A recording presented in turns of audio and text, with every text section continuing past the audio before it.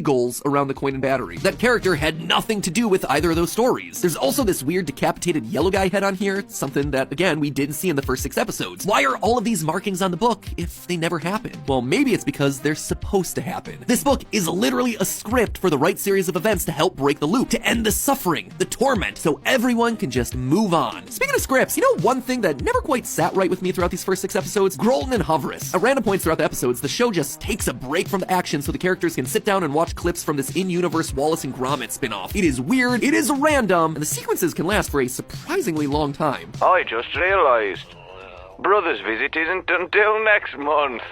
Ow! Grolton is the dog.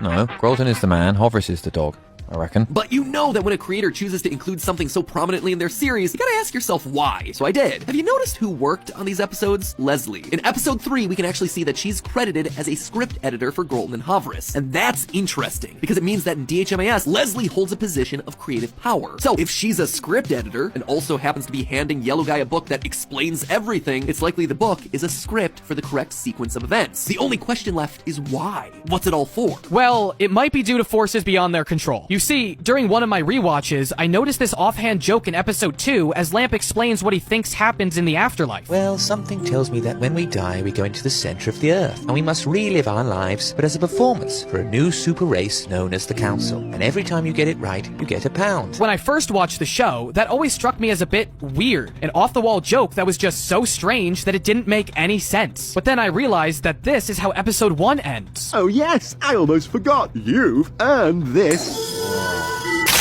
Duck is given the DHMIS equivalent of a £1 coin, while everyone else is left penniless. Now, this could be Duck's digital currency based around respect, but if we take what the Lamp said at face value, this must mean that they weren't being paid by the Council for their parts in reenacting this part of their lives. We've theorized in the past that Red Guy has a creative soul, but in his Jobs episode, he winds up as a manager of the factory. Knowing what we know about him, he would never be a manager at a factory like that. He didn't do it right. Same thing with Yellow Guy. As the episode goes, Yellow Guy grows old in the factory and ultimately retires to be with his family. But if Yellow Guy is really David, then he wouldn't have lived nearly as long as we see him live during the storyline. It appears that whatever happened in this episode with Duck was a part of the correct order of events needed for the series to progress, which also means the Council are the people deciding it all. But then who, or what, is the Council? Well, at first I thought that maybe the Council represented the cast and crew of the series, the creatives working to make this show a reality. After all, the show breaks the fourth wall constantly, with